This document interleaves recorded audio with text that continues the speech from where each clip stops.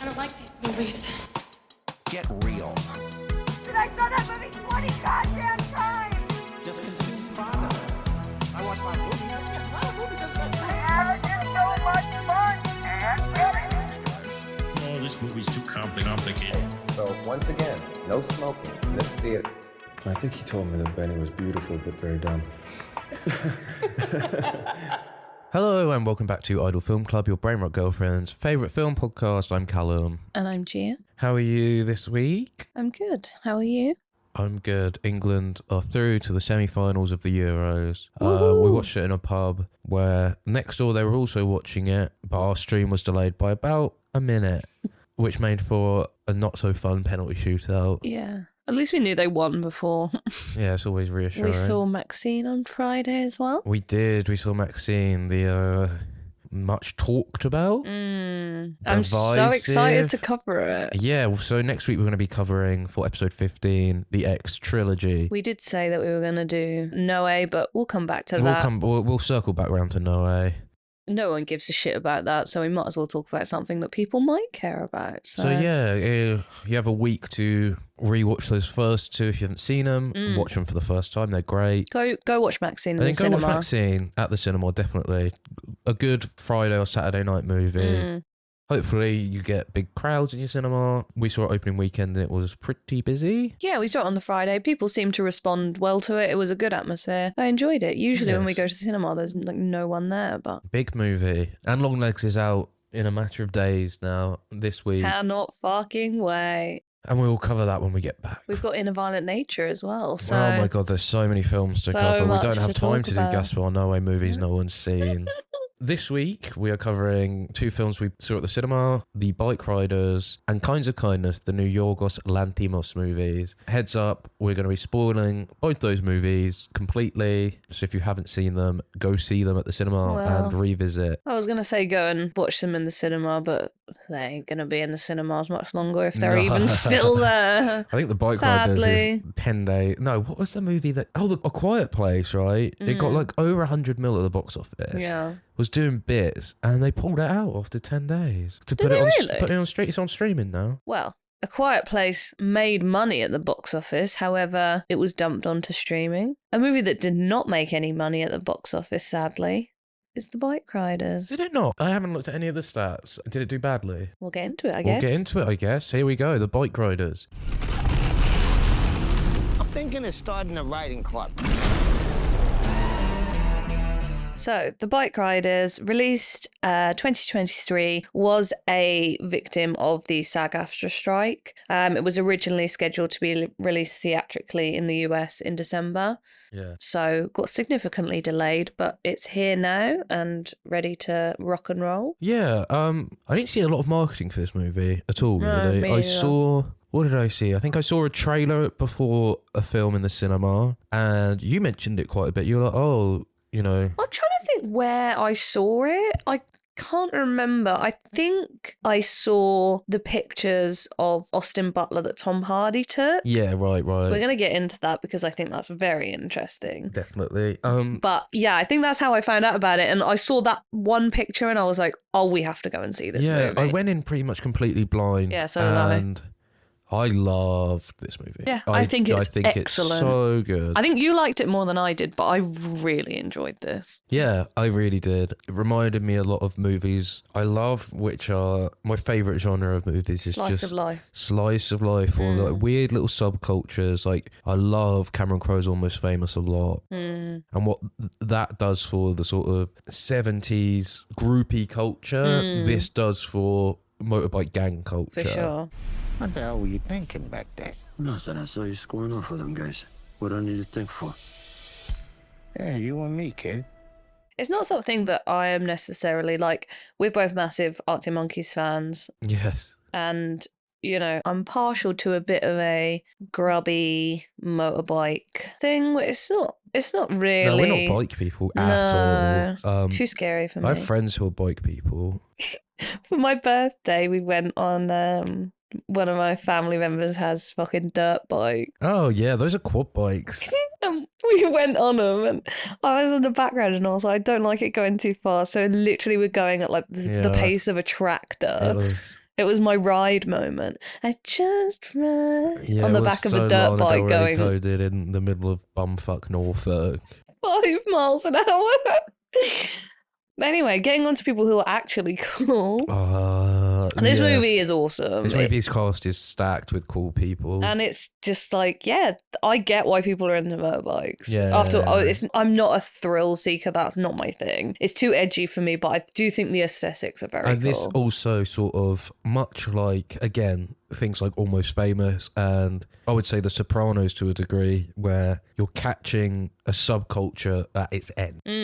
Yeah. Things are dwindling down. cusp. It's on the cusp of collapse. Or and collapse being- into something different. Yeah, and something usually worse and bastardized. Yeah, like, for sure. You know, Sopranos is all about the fall of the mob and how the mob's influence season by season gets lesser and lesser. For sure. And this is sort of that, I guess. And it sells you on a journey and it puts you in the middle of something that I had no idea about. I No, did I not didn't know about either. bike gangs at all. And it really does a great job of like enveloping you in that culture. Yeah, and I think as someone who doesn't know anything, you get enough information, and the way that the narrative is framed is the dialogue is all very instructional, and you know, it does a really good job of situating you in the narrative framing device of the interviewee Yes, thing is very helpful to understanding. Which again, harkening back to Almost Famous, you have that character in there writing the Rolling Stone article, which is very similar because he is along for the ride. Yeah. And so are you. I think less so in this because it's not framed No, I as agree. that sort of narrative. He's not a character. He's not a He's character. just there.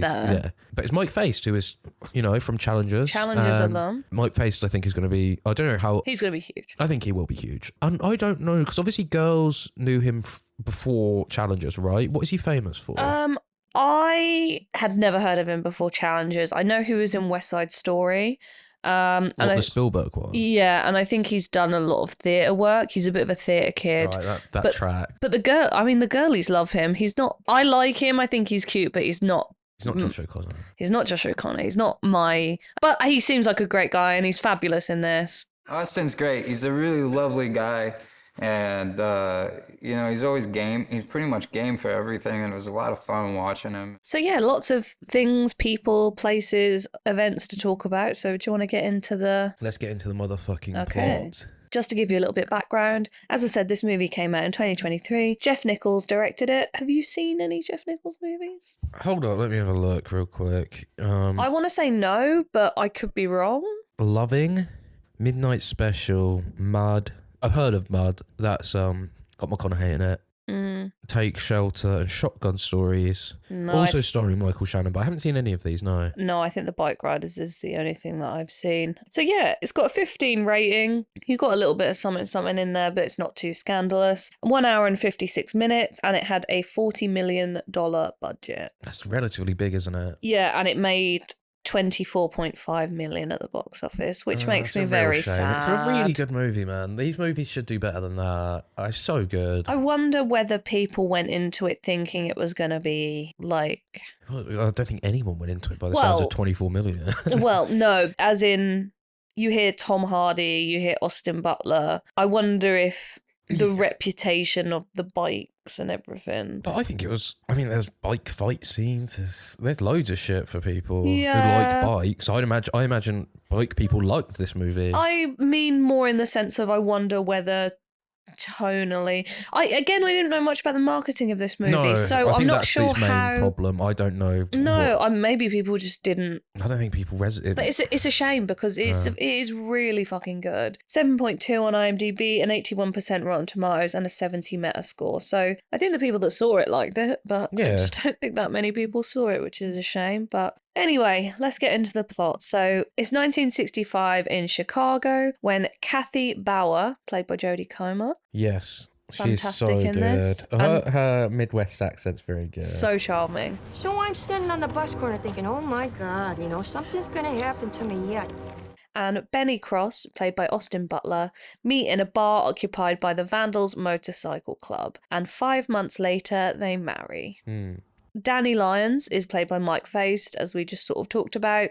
He is a photography student that travels with the Vandals and basically interviews them along the way. Yeah, sort of like gonzo journalism, I guess. So the narrative is framed as sometimes it's Jodie Comer reciting the stories, sometimes there's sort of other members of the Yeah. club, but mainly it's mainly Jodie Comer's character. Through the expose, we learn that the founder of the club, Johnny Davis, played by Tom Hardy, originally got the idea of creating the club after watching the Marlon Brando film, The Wild One. Yes. We were going to watch it and cover it, but I think we'll watch it by ourselves and enjoy it. We had X and Pearl to rewatch in advance of Maxine, and we also have lives. Yeah. There was shit we had to do, so we didn't get time. There's a debate, which obviously, as you can imagine, turns physical, over whether the chapter should be allowed to expand outside of Chicago. Yes. An idea which is initially rejected by Johnny. However, a knife fight, fist fight, everything fight ensues. He reestablishes authority, but concedes to let the club expand across the Midwest. Yes. So originally it is the Chicago Vandals that is... And it's just him and his mates. I'm Johnny. We're the Vandals. And again, as you'll find out, it's I didn't say that it was the end of a subculture for nothing. Yeah. We time jump a little bit. In 1969, Benny is attacked in a bar for refusing to take off his colours. Told you to take that jacket off. You'd have to kill me to get this jacket off. So colours, if you didn't know, are patches worn by motorcycle club members on their sort of like cut-off vests. And this helps well, not helps, but this identifies members of the club and their location. So as it, it's a subculture. In the fight where he's pretty badly beaten up, Benny's foot is severely injured. He almost loses it and it's sort of in a cast. Yeah. I'm pretty sure that Kathy at this point notes that she's never seen him cry or anything close to sort of portraying emotion. Yeah. Benny's a great character, and we'll get into it. I think, like, what did he say? Like, when his dad died, he didn't cry. Yeah. I'm not sure if it's then or later on, but she basically says word to effect of that he just doesn't feel emotion. Yeah. And Johnny finds out about this and basically forces the bar owner to tell him the names of the assailants and then orders the bar to be burnt down. What about the bar? Burn it down.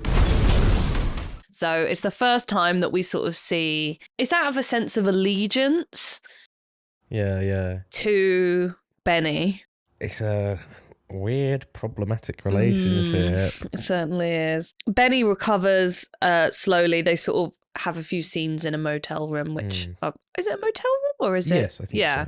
And Kathy tells him that she wants him to sort of slow down before something worse happens to him because he's quite a hothead and he's very... More than slow down, she asked him to stop riding, right? Well, yeah, she's not happy about it, understandably. Johnny requests his attendance at an upcoming rally. Yes.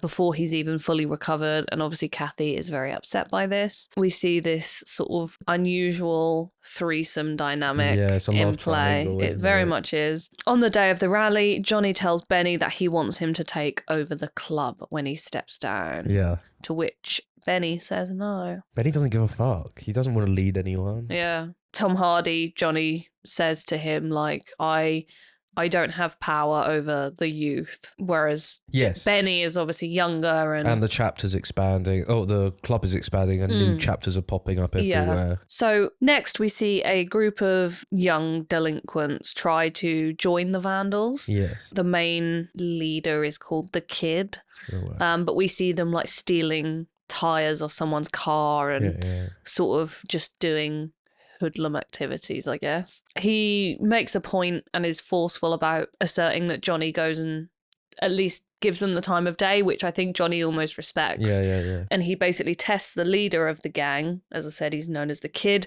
to see if he would betray his friends.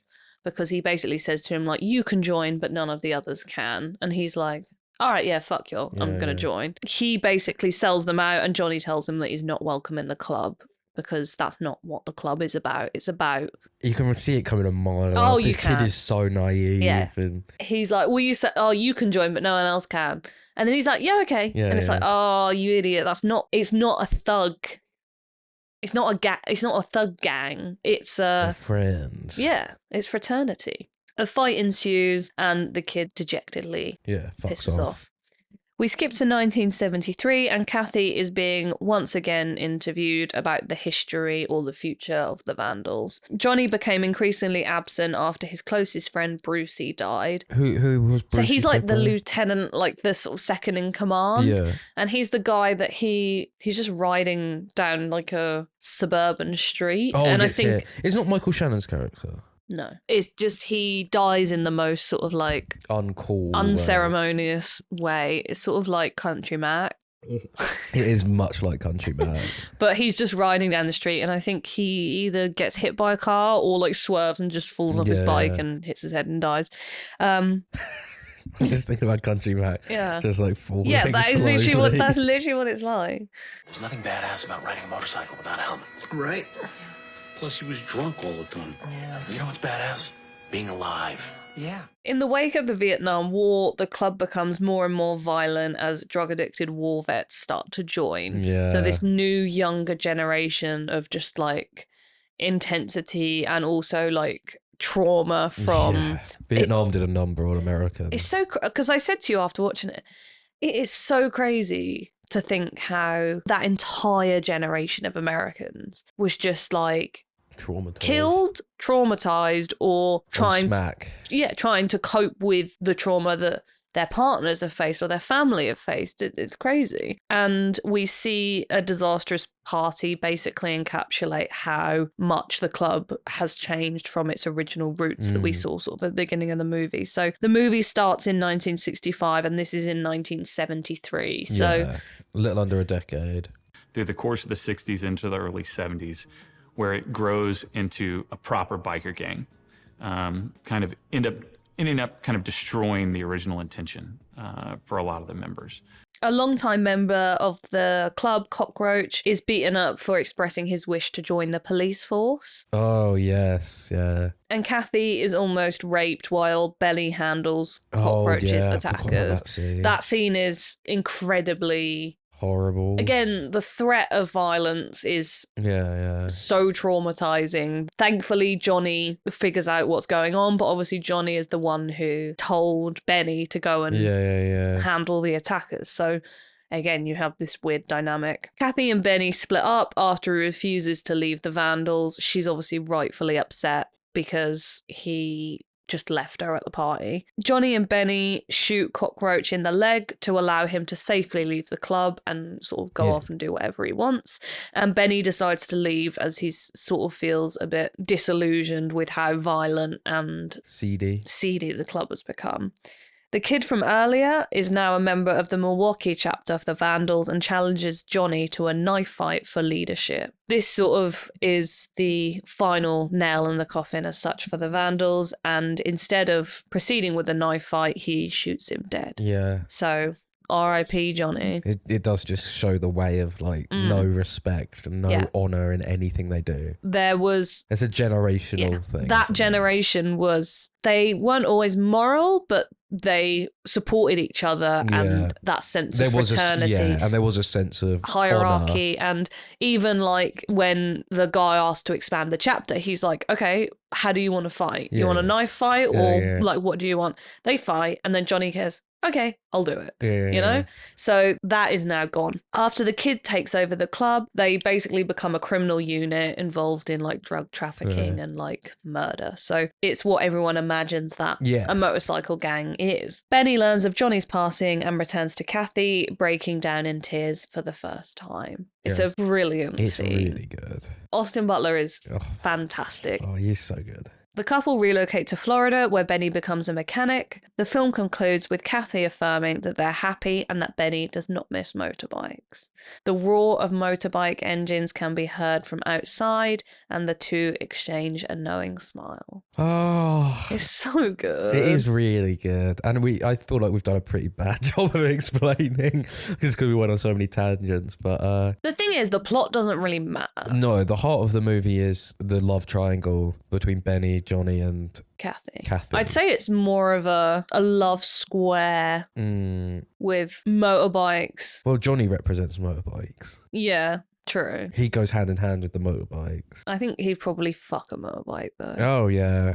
Again, it has a lot of underlying interesting themes about, generational trauma and the effects of war and just male friendship in general. Oh yeah, I'm starting a rumor that Austin Butler and Tom Hardy fucked. I wouldn't be surprised. I literally leaned over to you in the screening and I was like, mate. They get so close to each They other at some do. point. You never know when you meet your heroes if you're gonna get along or how they're gonna treat you or anything. And Tom makes me laugh harder than almost anyone in this world. My stomach hurts when I'm around him. I think what is so amazing about this is that I don't think you could have cast two better actors to display those two characters. No, I think I'll go out on a limb and say Austin Butler is one of the best actors of his generation.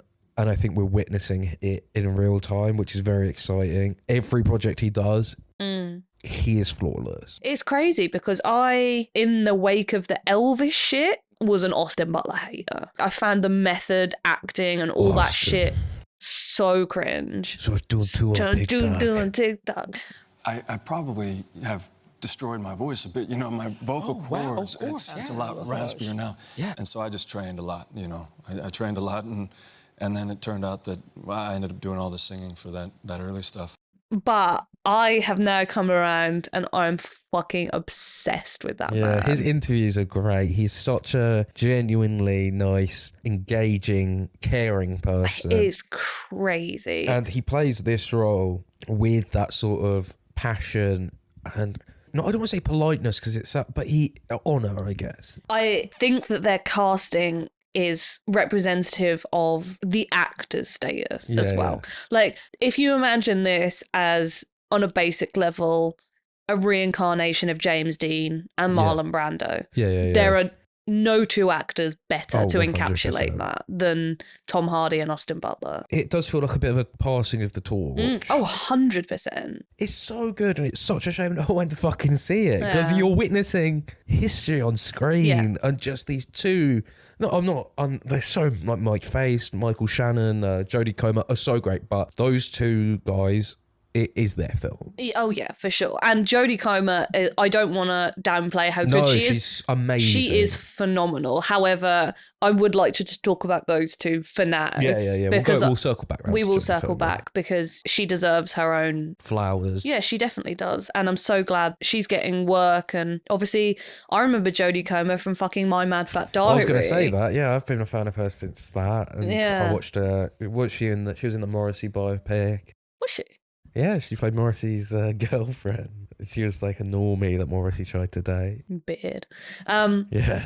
But yeah, it's crazy because those two actors in the movie, it's a literal passing of the torch, right? Yes. But in the context of the history of film and those two generational talents. Yes. It's really something to watch. It is crazy. I think Tom Hardy is obviously, I absolutely love Tom Hardy. I think he is a phenomenal actor. He's one of the finest actors working. He is. Don't worry. Don't worry about what? Nothing. I'm Johnny. I'm the president of this club, and the guys, they just want to have some fun, What I think is a really underrated thing about Tom Hardy is, I know he occasionally does the prosthetics and it's like a meme that he always covers his face and stuff, but he can transform his face. His facial acting is so good. Like if you compare this character sort of Bronson and the erratic nature of Bronson, and then you go and you look at things like The Dark Knight where it's just stone-faced, clinical evil. And, he plays the charming so well and play things like Inception. And I know he's done rom-coms through the years. He's just charming in those. And something like this where it's like grizzled, the disillusion as it goes on, the overpowering control he has over Austin Butler's character. Grown men, though. Yeah. These are grown men who... would die for him. Yeah.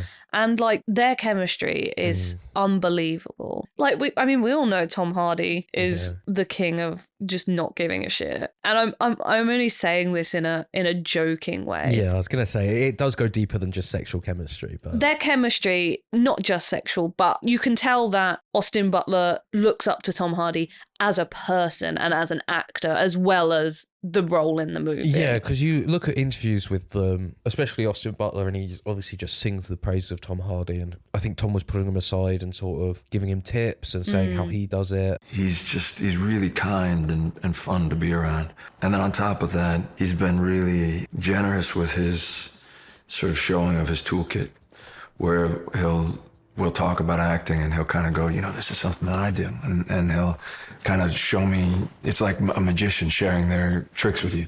Yeah, I watched Austin Butler's Hot Ones one, and I basically messaged you and was like, please watch this. Like, I saw him in this. He was in Once Upon a Time in Hollywood that we covered for our Tarantino review. I didn't like Elvis, but I thought he was great in Elvis. Yeah, again, hearing him talk about acting is the way that you want to hear every actor talk about acting. And in the Hot Ones interview, he talks about he's also a stage actor, and I think that really shows he's fucking phenomenal. The way he carries himself. Yeah. And he was talking about how when you're sort of a stage performer, as an actor, you're your own editor. You feed off whatever the audience is giving or whatever your fellow performers are giving. And just that man loves his craft. And I think he has shows. the humility to take on board what his peers and his predecessors have to say. I think he has that level of respect of the craft. But even, where he's not like, oh, I'm a big fucking hot... I don't want to drag someone else's name through the mud, but if you compare him to like Timothy Chalamet, right? I've never heard... maybe I haven't done enough research, but... Yeah. Timothy Chalamet's good. He's great. Don't get me wrong, but he doesn't seem to have that old school He is a Hollywood... Austin Butler is a Hollywood actor. Yeah. He just happens to be incredibly attractive as well.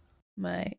Again, Austin Butler is not my type. He is not, but there's something about him. He's magnetic. He is so charming, and just like, he genuinely seems like the nicest person. And even the way he was talking about like Mike Face. Mike Face isn't his superior. He's not his like elder, but the amount of respect that he has for his fellow actors, and like hearing him talking about like working on a Tarantino set was like, oh my God, he makes me fall in love with acting, you know? And it comes across through every frame. Yeah. And same with Tom Hardy and everyone else in this film. Michael Shannon as well. There's that Mike Shannon monologue in this. He's newly alive every take. He's improvising little things. He is so incredibly present. He did a take, and I walked up afterward and walked over to Tom, and Tom looked at me and says, doesn't get any better than that. Whereas around the campfire, and he's talking about how he wanted to go to Vietnam. Was it Korea? And he tried to sign up, and they wouldn't let him go. I think he's a Polish guy, right? I don't really I think so. I'm just trying to work out if I've seen Michael Shannon in anything, because you bring him up a lot. But he was in the Bad Lieutenant sequel. Oh yeah, but he's from our last week's episode. He's a great character actor. He's great in Shape of Water. It's great in Nocturnal Animals, 8 Mile. He's a great actor. Everyone does such a good job of helping you buy into the world of like the bike riders. That is what it is. Norman Reedus is in it, who again is.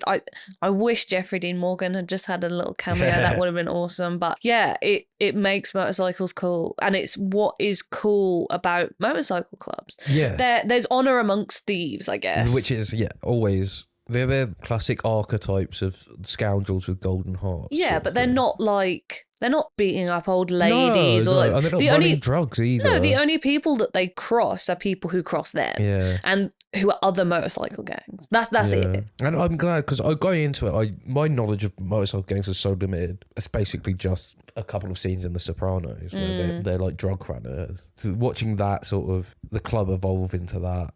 Yeah. It's very interesting to watch. Yeah, and it's great because obviously the book, this is based on the book, which are just pictures of the gang that Mike Face character. Yes. The guy in real life. And interviews. And just sort of like tidbits of information. But you can see the evolution and also like the downfall of it. And through, I guess it's Tom Hardy's lifetime, really. Yeah. His death is the end of the Vandals as they were originally intended, sort of thing. Yeah. That died with him. And then they obviously go on to be what people would assume that motorcycle gangs and stuff are like.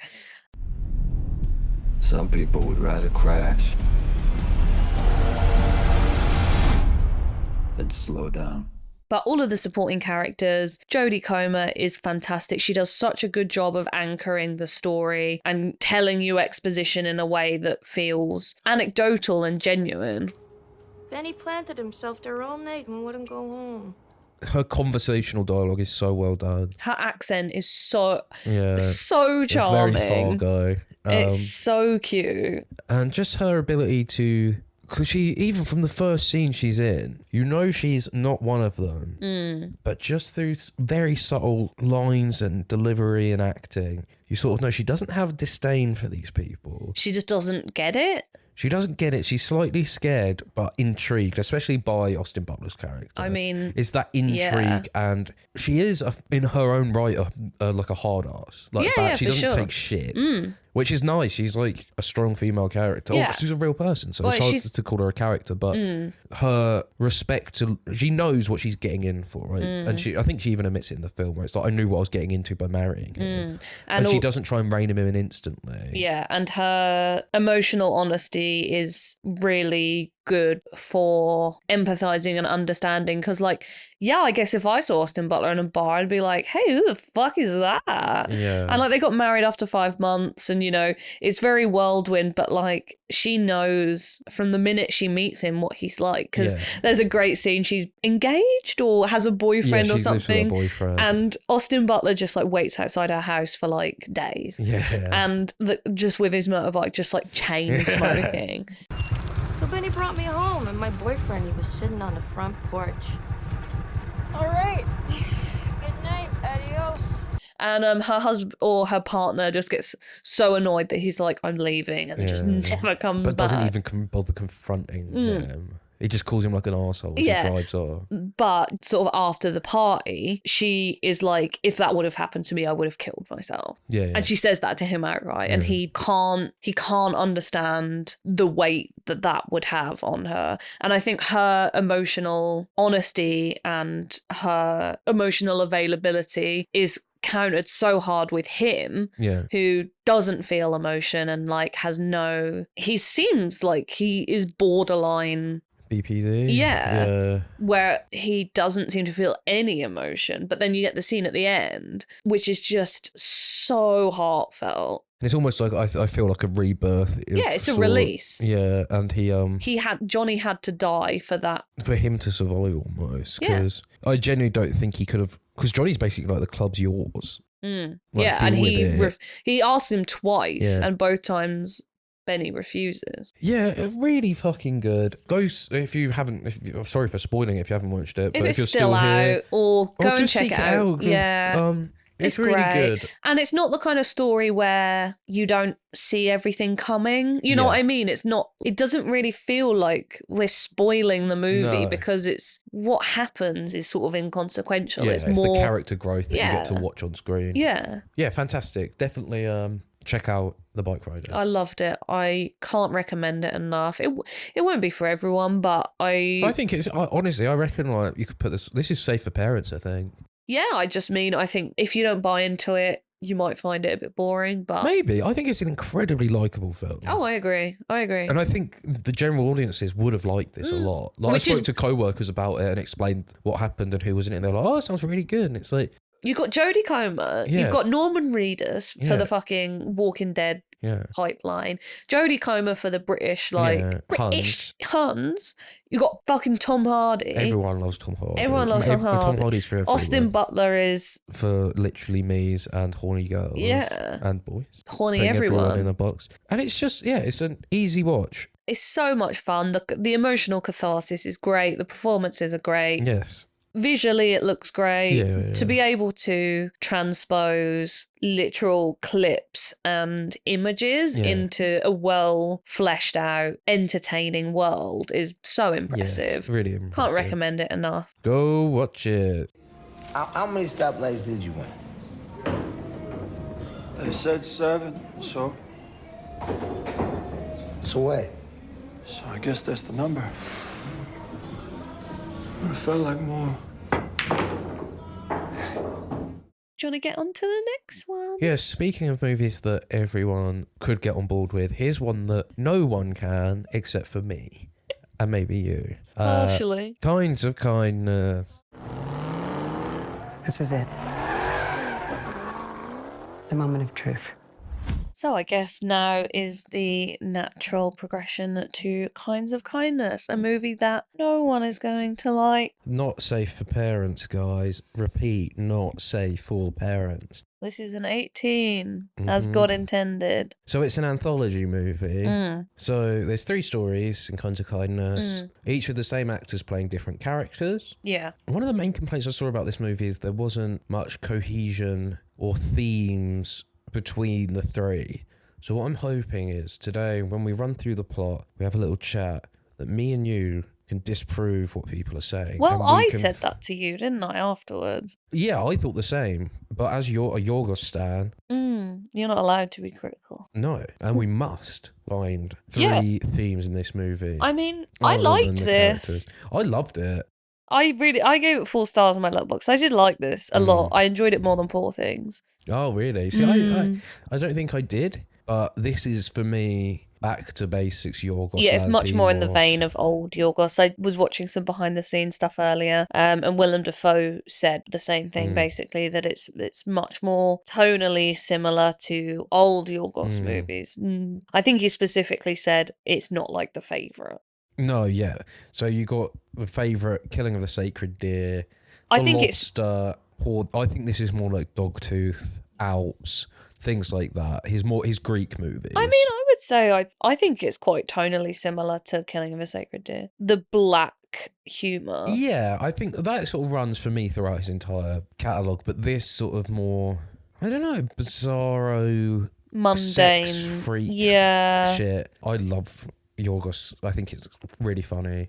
Yeah, I think There wasn't a lot of laughs in the cinema, which we were laughing. I was laughing. I was laughing, and I Yeah. wasn't laughing. I found it genuinely funny. Yeah, it's fucking funny, and no one seemed to get it. I think Mark Ruffalo in Poor Things obviously was funny, but I didn't find the kitschness funny, whereas the far more like grounded, weird, absurd humour worked for me a lot more. Should we all go upstairs to the bedroom? I think it's best we don't go up to the bedroom tonight. So what, we're gonna fuck on the table? I thought it was too long. Having said that, for a 2-hour and 44-minute movie, it didn't feel that It's easy long. work, especially since it's split into Anthology. 3. I'm thinking we go through one at a time, Yeah. the stories, Yeah. and discuss what we think about that story in particular, and then come Sure. round. Well, I mean, all of the titles of the segments have RMF in them. He's so, a character that runs throughout. Yeah, so you can say that that's the through line, but I was Yeah, hoping yeah. Well, this movie was originally going to be thematically- called RMF, and then it was going to be called And. Yeah, I heard that. And then it became Kinds of Kindness in December. We were shooting in New Orleans, and you meet someone on the street, and they'd say, "Hey, Will, what are you doing here?" And I'd say, "I'm making a movie." And they'd say, "What's it called?" And I'd say, "And?" And they'd say, "Yeah, but what's the movie called?" And I'd say, "And." He said, "And? What the hell? I mean, what kind of title is that?" Have you got any stats about the movie? Is Yeah. it doing well? No. Oh, good. Kinds of Kindness, obviously Yorgos Lanthimos, 2 hours and 44 minutes, $15 million budget. It's made $6 million at the box office so far. He made that Poor Things money, probably. It's fine. Compared to Poor Things, which had a $35 million budget and made $117.5 million. And they sold that shit to fucking Disney Plus or whatever. So I wonder if his career from now will be one for me, one for you kind of thing. Maybe. I think it's just going to be how many projects with Emma Stone can I do. So our first story is called The Death of RMF. Robert follows every order of his boss Raymond. Robert is played by Jesse Plemons. Raymond is played by Willem Dafoe. Robert follows every order of his boss Raymond, down to his meal plan, arranged marriage, and haircuts. Your hair's nice like that. Don't get it cut. Let it grow a little longer, and you've lost more weight, I think. Raymond showers Robert with gifts and love, but orders him to crash his car into a man named RMF, who has accepted his death already. We see RMF at the start. He goes to visit Raymond's home. He meets Margaret Qualley, who plays Raymond's wife or partner or whatever. So Robert goes to do it, but flubs his first attempt. ends up in hospital, but he doesn't kill RMF in the car crash. Raymond then asks him to do it again, this time at like a higher velocity. Yeah, and is like an ultimatum. Yes. You will do it this time. Yeah. And Robert says no. He says he's not going to do it again. He can't take another man's life. And Raymond's like, well, he's already knows he's going to die. He's okay with it. Don't worry. When he says no again, Raymond cuts him out of his life. And this involves him not coming to work. I don't know what their job is, but... Their job is business. Business. He disappears his wife. His wife just leaves and never comes back. Yeah. Throughout the movie, he gives him loads of sporting memorabilia. It's which so is weird. Funny. It's such a funny little character thing. He's like, here's one of John McEnroe's smashed rackets, and he takes that back. And we learn throughout this that Raymond planned Robert's wedding and his wife and picked her out for her. And he's been poisoning his wife so they can't have kids at Raymond's request. Yeah, and like she was pregnant multiple times, and They had actually, abortions. yeah, there were secret abortions. Not like she thought they were surgery to like save the baby, but actually they were abortions, and like all of this gets dropped on you in like a literal penny drop moment. And it's like, what the fuck is going on? So Raymond then meets a woman at a bar called Rita, who's played by Emma Stone, looking very cunty. And we learn that he managed to strike up a conversation with his to-be wife by hurting his foot. And he tries to do that again, and it's very embarrassing. How's the foot? And we learn, along with Robert, that she is also working for Raymond, and she is now tasked with carrying out the killing of RMF. And we also find that the McElroy racket now is in her house. Rita likewise flubs the assassination, and she ends up in hospital with RMF. Now, Robert is at despair. He's like begging to be taken back into Raymond's life. And he takes it upon himself to go to the hospital and to take RMF out of his hospital room and lay him down in the car park and then repeatedly run him over until he's dead. He then goes back to Raymond, and there they are in bed together, three of them. I think it's heavily implied that they're lovers as well. Yeah. Raymond and Robert. And yeah, that's just our first little story. And then the credits roll, and you're like, what the fuck? What the fuck is this? What the heck was that? Because I didn't know it was an anthology. No, going I into didn't it. either, which was crazy. And I was like, yeah, shit, here we go. I mean, I'm on board for it at this point. Yeah, I liked the first segment a lot. I think the second one was my favourite, and I didn't really like the third one very much. So at this point, my guess, do you have any guesses for what the through narratives are? My guess is sex freakiness and also mortality. Okay, I don't know. I'm still clueless. I'll have a think. So you like that one? I did. I really liked it. I think I like the weird sex element because it's sort of the implication is that there's something freaky going on here. And Willem Dafoe nails that. Yeah. I mean, Willem Dafoe nails everything. But in the interview that I saw with him earlier, he said the word kinky. So there's definitely something going on. Some weird sex pervert shit going on. I really like the scene where the appraiser comes, he tries to sell all his sporting goods. He offers him 10,000 for this collection, and it has some of the most important memorabilia in the world. Jesse Plemons, his character is just so pathetic. Yeah. That it's almost because in the interview I saw I think it was the letterbox breakdown of one of the scenes where he's in the office, and they were talking about how people crave structure and they crave rules and regimentation in their life. Everything is decided for you, and then that opens it up, and that's part of the joke. How people crave a certain kind of structure, right? Yeah, and a certain kind of identity, and they're like, "Oh, I got this. I know what my life is." I found it very interesting. I think it's funny. I think it's tongue in cheek. Yeah. I think Margaret Qualley is so balls to the wall. Yeah. She is fast becoming my favourite actress. She is so I think. good. What did we watch the other day with Sanctuary. her? Sanctuary, that's a great movie. If you're into a little sex pervert movie, go and watch that. It's really good. It is amazing. It's also got the guy from Poor Things in it. It has. Nice So, little through line again. Yeah, so that is fantastic. If you like a little kinky sex movie, check that out. It's fabulous. Him going up to Raymond's car and begging to have him back is very funny. He's trying to kiss him and shit. Dennis. It is so funny. He gives Mac so hard. Oh in yeah, he this does. It's Mac and episode. Dennis. Mac and Dennis. Yeah, even the way at the start you're introduced to it and he's in the office and he's like, skinny man. He's like, you need to put on weight. Yeah. He says something like skinny men are weak or something. Yeah, something more skinny men are pathetic. ridiculous Yeah, or yeah. something. It's like, yeah, fair. Skinny men are the most ridiculous thing there is. We've gone over this before. You must put on a few pounds. I told you that last time. And he's like, you're losing. Jesse Plemons as well.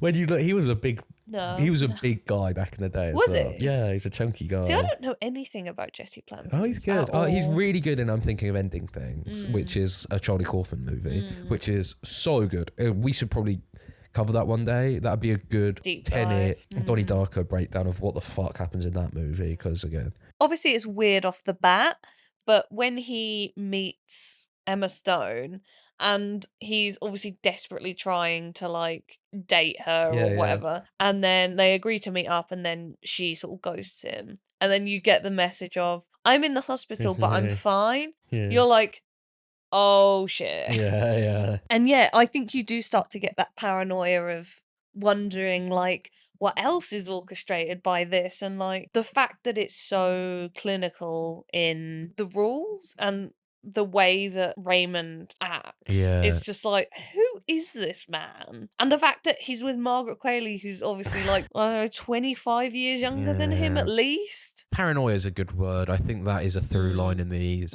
Paranoia, structure, and rules, I think, play. Yeah. And our most paranoid one is definitely the second, which I'll get into now, which is called RMF is Flying. So Daniel, played by Jesse Plemons, is a police officer. His wife, Emma Stone, has been missing at sea. We learn that him, his colleague, and their wives are in a polygamous sexual relationship. Liz is rescued by a helicopter pilot named RMF. She returns home to Daniel, but she doesn't seem herself. She asked me to fuck her in my uniform, then hit me hard. There's multiple things that happen, like we mentioned that she doesn't like chocolate earlier, and then she comes back and she eats an entire chocolate cake. Her shoes don't fit. The cat doesn't like her either. That's what it is. Crippled by paranoia, Daniel, on the job, accidentally shoots a man he pulled over, and he starts licking his wound. Oh God, I which forgot is about a that. crazy thing. Liz tells her dad, who's played by Willem Dafoe, I think, if I remember correctly, Yes. of a dream that she had when she was stranded on the island about a world in which dogs acted like people and people acted like dogs, which I think is going to be the most iconic moment of this movie. That monologue she has about her dream, because it's very, very funny. While trapped at home, because he got dismissed from his job, Daniel's paranoia and distrust of Liz grows. He starves himself, and when Liz says she will cook him anything he likes, he asks her to cut off her thumb and cook it for him. She obliges, which leads Daniel to ask her to cut out her liver and cook it for him. She once again obliges and she dies. There's a knock at the door and it's another Liz, presumably the real one, and they embrace. The credits roll with footage of dogs acting like people. Now I skipped over quite a bit there. That is just That's the bare bones of the the plot. bare bones of the plot, yes. There's lots of crazy stuff in this one. It's funny that the dog thing comes up because there's also dog themes Yeah. in the last one as well. Yeah. Yeah, this one is great. It's great. The sense of paranoia, and I can't remember the actor's He's name. such a loser as well. Yeah. Like, he's just so embarrassing. So his police colleague is played by, I hope I'm saying this right, Mamadou Athie. I think that's it, yeah. And he is fucking hilarious in this one, Yeah, he's so especially because at the start they're having a dinner that they clearly have often where they swing, you know what I mean? Yeah. It's so good because he's like, you know, it would just really help me with dealing with my wife being missing if we could just watch a tape. And him and Margaret Qualley are like, yeah, I don't think that's a good maybe idea. not tonight, maybe another And time. he's like, no, I promise, like, it'd make me feel so much better. And they were like, yeah, but we wouldn't be comfortable with it. And he's like, please. And they're like, okay, fine. And then, It's just hard cuts. I mean, it's signposted. Yeah. You know what's going to happen, but You still have doubt in your mind because you're like, Nah, it can't be it that." can't. These are established actors. They wouldn't do smart. mate, this And, sex scene is yeah. outrageous. And it just hard cuts to them just in silence watching a sex tape that they made. And it is very fucking funny. Just the timing of it is great. And it is very explicit. It's so explicit. Yeah. And the fact that you're watching 4 established actors Yeah. doing that is Yeah. so good. But it works. Mhm. The comedic payoff Yeah. is excellent. And there is also obviously the through line of this is is this the real Liz? Is Yeah. Daniel right? Mm. Because he has his doubts, and everyone's sort of like, you've been through a lot of trauma, like Yeah. just- But it's like you don't know. no, because her shoes don't fit. What the fuck? The cat doesn't like her. What the fuck? It could just be that her feet are swollen. yeah. Can I have a cigarette? Sure. I didn't know you smoked, Liz. I don't. I've never smoked. Can you believe that? I've never even tried. And like she wins an award or something, and he goes to like the ceremony, and he's just like deadpan, like that's not my wife. Like, yeah, no. And it's he's not my telling wife. people, and they're Yeah, like, yeah. "You're crazy." Yeah, no shit, because it. Again, she's not conforming to the rules of what she used to be. Yeah. But I don't know if it's explicitly stated, but she's on a desert island, Mm. right? And they survive like only eating fruit. Yes, yeah. So I feel like that changes your Mm. physiology. Like Yeah. it seems like a plausible Yeah. thing that could fundamentally change someone and their beliefs and, anything like that. But then you have obviously the bit at the end where the other version of Liz comes in. Yeah, I almost wish they hadn't done that. I like it. Yeah, I read it as it could be in his head. I Mm. don't think that's very matter of fact. Yeah. I still think it's obviously. I don't think it adds anything, but I don't think it detracts from. No, I just. Because if anything, it leaves it more open. Yeah, because it's like, what? Yeah, Like, if she'd have just died, you could have been like, oh man, that probably so was how does Liz. it end with the fake Liz? He asked her to cut her liver out and Out, cook it and for she him. bleeds out, She yeah. bleeds out, yeah. Mm. Again, not a normal thing to do.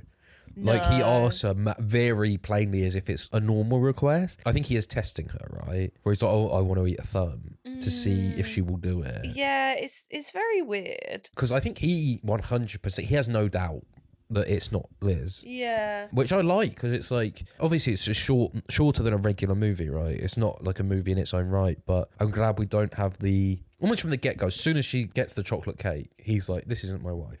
And then that's it. There's no doubt about it. He doesn't have waver on yeah. that. So yeah, themes of paranoia, themes of change, themes of dogs ruling the world. Sex freaks. Yeah, I like this one a lot. I liked it a lot. Willem Dafoe's more low-key in this one. Yeah, because she sticks up for her husband, doesn't Yes, yeah. she? You get the impression that Willem Dafoe doesn't like No, him never for whatever has. reason. Yeah. And she's like, no, he's good to me. And the way she reacts to him being like, you're not my wife, Yeah. is... Because he says it to her, Yeah. doesn't he? Yeah. Where he's like, you're different, like something's changed. And it comes across as gaslighty. Yes. The way she acts. Yeah. But it also comes across as if this is Liz, he's being incredibly abusive. For sure. And it's done well. It's done really well because there's paranoia from Yeah. all sides. And if everyone is telling you, no, this can't be true, but you believe that it's Yeah. true. Yeah, I liked this one a lot. I thought it was good. Lots of conviction. I think that's another theme that goes through it. Do you know the lengths of these No, segments? I don't actually. I feel like the last segment was longer. I think it was, definitely. Yeah. We didn't, obviously. Fuck. Speaking of the last segment, Which is the one I like the least. I quite like this one. Should we get into it? I can't really remember it, so I'm more than happy. I think I was a bit like Dumb. needing a piss. Yeah. Sort of like. This one's called RMF Eats a Sandwich. So Emily and Andrew, Emma Stone and Jesse Plemons, are two members of a cult. Their goal is to find a girl that can reanimate the dead. They test one woman, Anna, played by Hunter Schafer, Yeah. in her cameo, and she fails to reanimate a corpse. So they move on.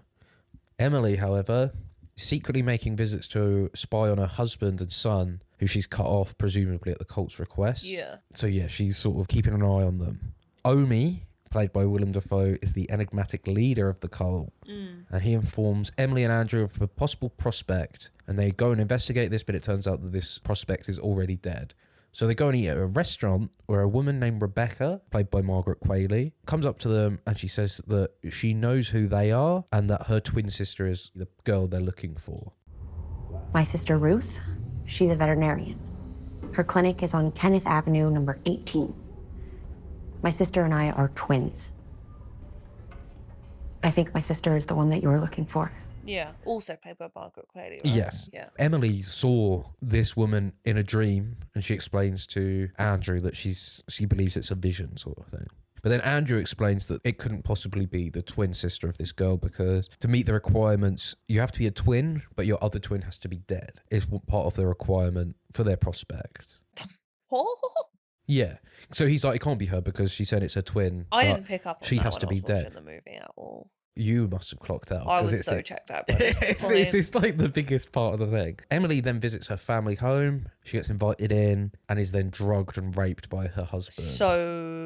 So horrible. But so left field as Yeah. well. Because you expect him to be like, come back to a sort of groveling, and he just rapes her. And it's 'Cause like, what the it's- fuck? You have the scene with him and the kid. Yeah. Is it a son? Yeah. I thought it was a daughter. Oh, no, I think it's a son. I don't know. I Maybe not. could have sworn that it was a girl. Oh, I maybe might it be wrong. is. Anyway, and you see, she sort of sees them, and he's really like, "Your kid's really happy to see you," sort Yeah, of thing. come And he seems back. like a good Yeah, dad. yeah. And then that happens, And like an understanding, and as someone who sort of grew up in a cult, it is that sad thing where you lose someone to a belief ideology. and she is she can't rationalize the fact that that's her child in Yeah, front of yeah. her. She's so detached Yeah. from it's brainwashing, isn't it? So after the sexual assault, she returns to the cult and is shunned for being impure, and she's kicked out. And we see this ritual they do where Omi's wife, you see, sort of has this ceremony where they make her sweat in a sauna until they pass out. So weird. And then lick the sweat to see if it's pure. Omi was right. Susan is not contaminated. Omi's wife, by the way, is played by Hong Chow, who was Robert's wife in the first one. Yeah. And in the second one, she played the wife of another person who went missing with Liz. So yeah, she gets shunned for being impure and she gets kicked out. She basically begs for forgiveness. And it's very sad because it's like the normal character beat for this would be she goes back to her husband, they have sex, and sort of she gets rekindled. But she is like disgusted when she wakes up. And it's very sad because it's like no matter what your belief system is, Yeah. no one deserves that. If you're trying to remain celibate, that's your own personal choice. And Yeah. no one should take that away from you, no matter what your belief system It's is. crazy because when she gets kicked out, she's like standing at the other side of the gate, and it's sort of played for laughs. Yeah, well, it's Emma Stone's performance. But you can tell that woman is like, this is her lot. Isn't she trying to like kiss him and stuff? Yeah, she's like standing at, because part of the cult is that They all have sex with they him. all have sex with Omi. Yeah. Because he like books in sessions at the start and It's he's like, so oh yeah, I'll see you weird. two tonight sort of thing. Yeah. Again, the weird sexuality Yeah. throughout this is good and interesting. So this is where we go to the part where you probably mentally checked out. Emily, after leaving the cult, goes to visit Rebecca, the waitress. Margaret Qualley. Margaret Qualley. Emily, here's Ruth's card. On the back is my address and phone number. If you met her, you'd know exactly what I'm talking about. And she explains that as a kid, they were at a party at their house and she went to go diving into the pool, not realizing there was no water in the Yeah. pool. And her twin basically brought her back from the dead. So by rights, she should be dead. And she explains that if it hadn't been for the intervention of my twin, I would be dead. So Right. it still matches your specifications. Yeah. And she ensures this by then committing suicide and jumping in the pool and killing herself in front of Right. Emma Stone. To be like, my sister is the person you're looking for. I'll prove it. And she kills herself. Now, Ruth, who's her twin, is matching perfectly the description of what they need. Emily kidnaps a dog and slits its leg. Yeah, I don't think people are gonna like No. this. I didn't like it. Yeah. It's very visceral Yeah, it is. It's very matter of fact. and scary. Yeah. As Ruth is a vet. So she takes this dog to a vet. She gets it examined. She looks at it and by gum, the dog is recovering quickly. Almost like necromancy or something like that. It's a miracle, basically. After seeing this, she goes back and kidnaps Ruth and brings her to a morgue.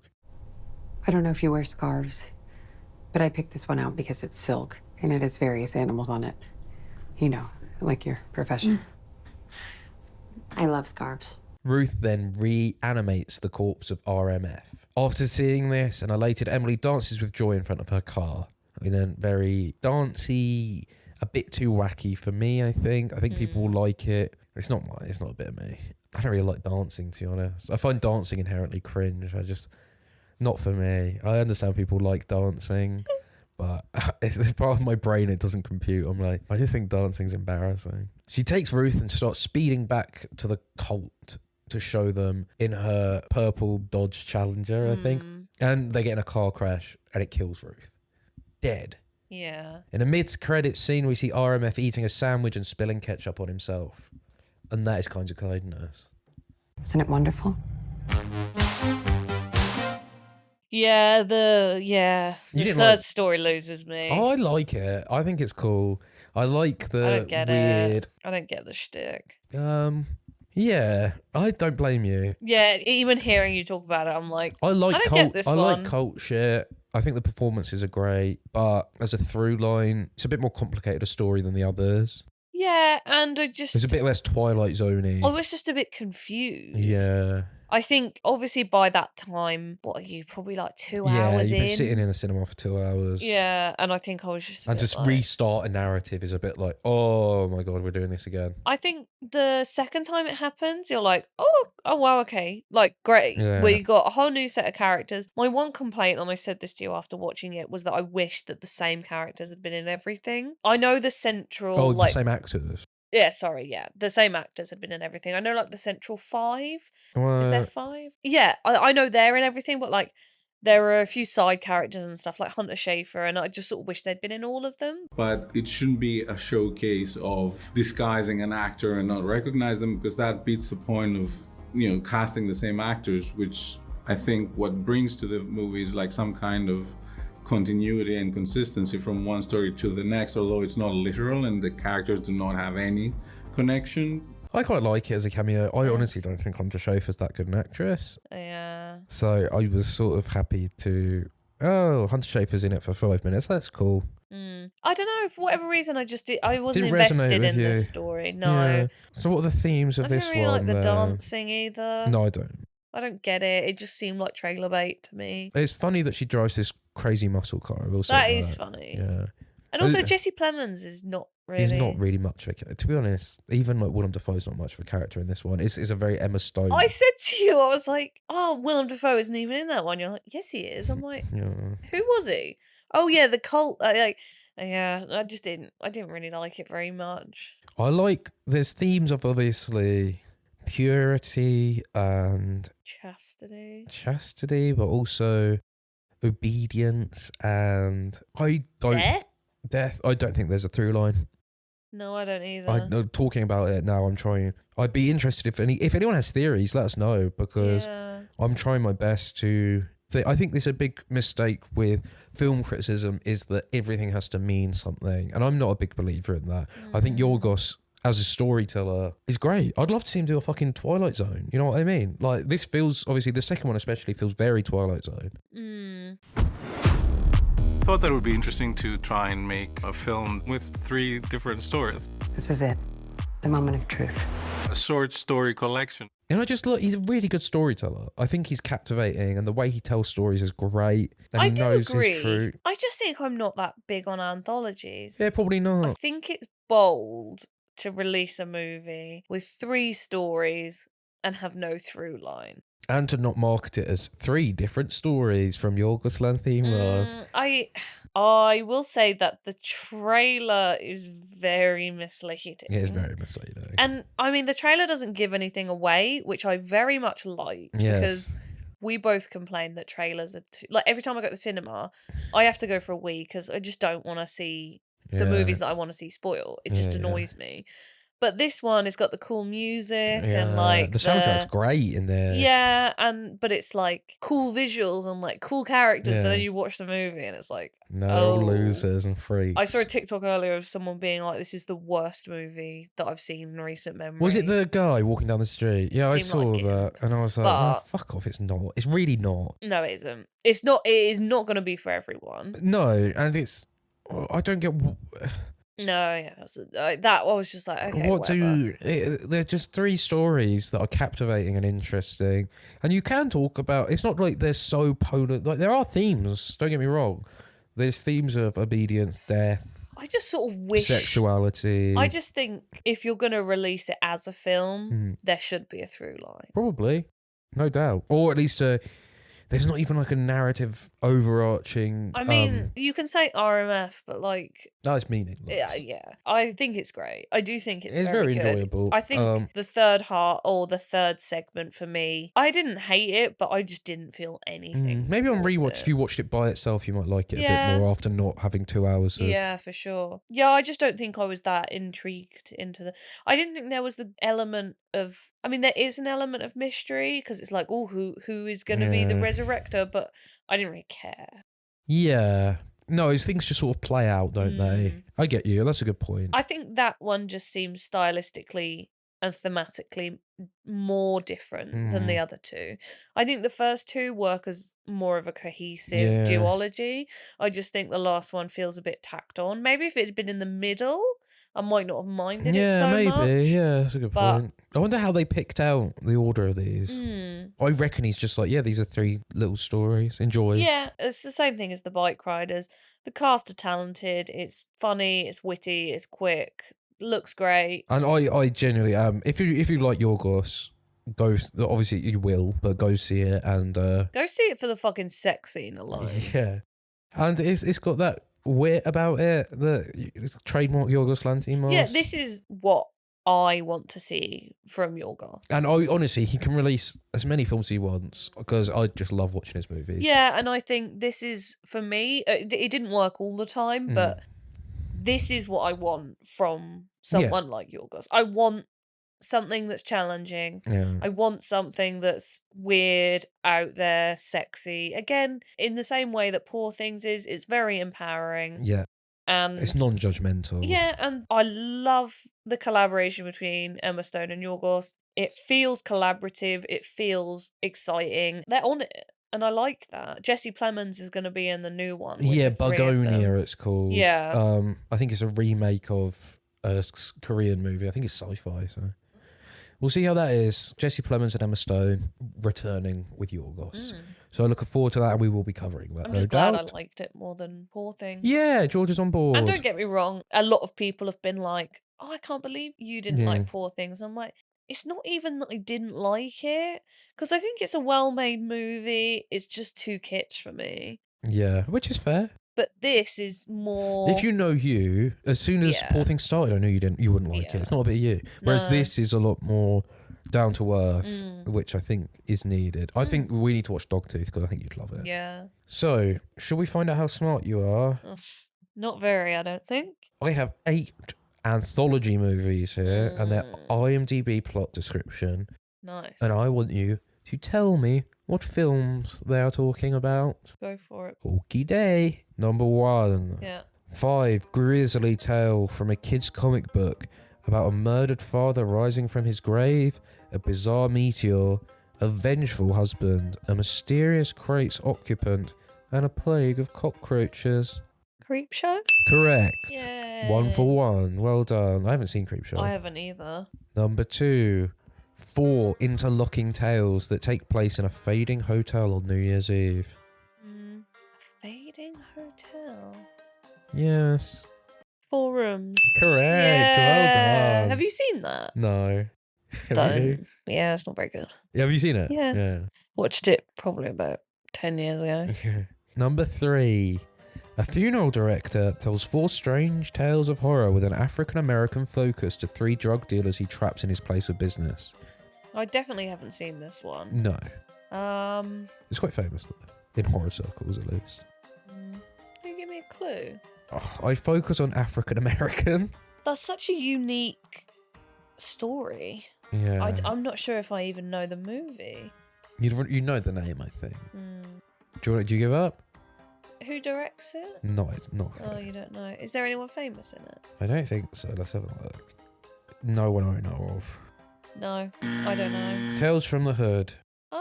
Oh, I did not realise that was an anthology. Yeah. Well, it's I mean, it makes playing sense. on Tales from the but- Crypt, doesn't it? So. Oh, crazy. Number 4. A series of vignettes that all have hot drinks and tobacco in common. Ooh. You should be able to get this just from the fact I had to change a couple of words. Hot drinks and tobacco. What do you think of? Coffee and fag. Close. Tea and fag. You're focusing too much on the F slur here. I mean cigarette. First one. Go back to what you were. Hot chocolate. You were right the first. Oh, coffee. Yes. Coffee and tobacco. Yeah. What else is there? What do you call them?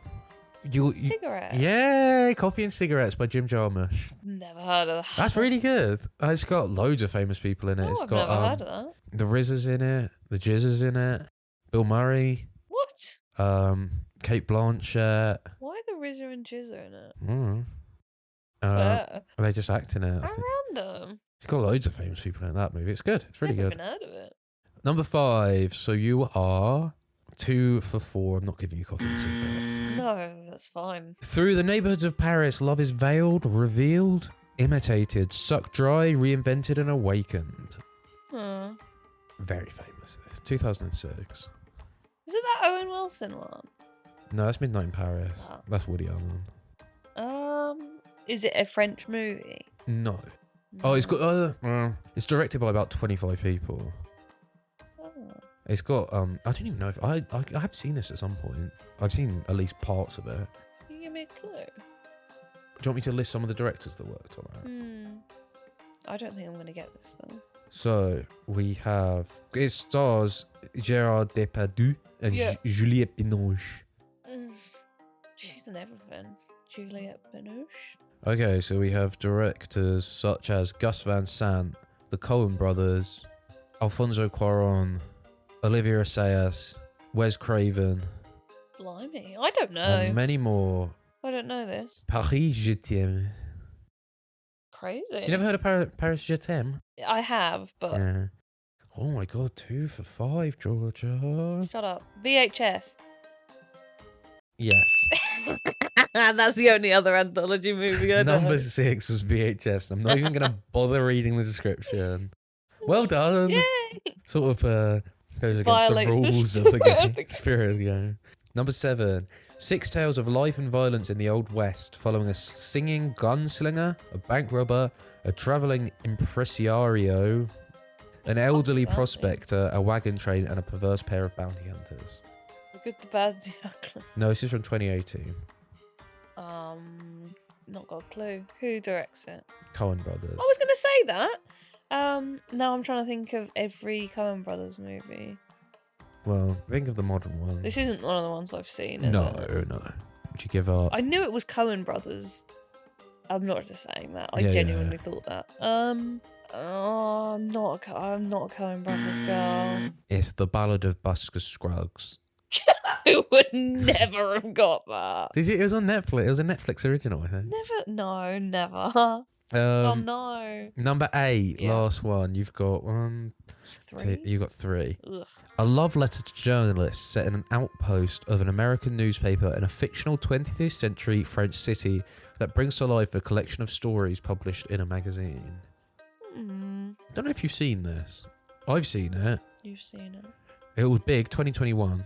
Big director, big cast. Who directs it? Wes I don't think it will. Anderson.